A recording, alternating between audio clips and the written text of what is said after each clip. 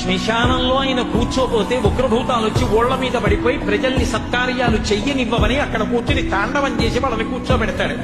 పార్వతీదేవి అడిగింది మహాభారతం అనుశాసనిక పర్వంలో, శుభ్రమైన కైలాసం ఉండగా, ఇంత ఐశ్వర్యం ఉండగా, చింతామణి గృహం ఉండగా శ్మశానంలో ఎందుకుంటున్నారని అడిగింది.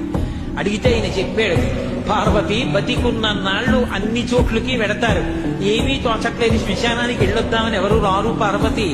నేనంతవాణ్ణంటాడు, పొడుగ్గా ఉన్నానంటాడు, తెల్లగా ఉన్నానంటాడు, పండితుణ్ణంటాడు, పద్యాలు నాకు నోటికొచ్చంటాడు, ఉపన్యాసం చెప్పగలనంటాడు, నాకు పాటలొచ్చంటాడు, నేను నాట్యం చేస్తానంటాడు, నేను అధికారినంటాడు, నా దగ్గర డబ్బుందంటాడు, నేను పాట పాడగలనంటాడు. ఇన్ని ఉన్నాయనుకున్న వాడిలోంచి ఊపిరి బయటికి వెళ్ళిపోయిన తరువాత వాడిని తీసుకెళ్లి 4 కొత్త కర్రల మీద పడుకోబెట్టి చాప చుట్టి తాడు కట్టి పైన నూలుబట్ట కప్పి తీసుకొచ్చి అన్నీ తీసేసి కర్రల మీద పడుకోబెట్టి కాల్చేస్తుంటే జీవుడు లేచి నిలబడి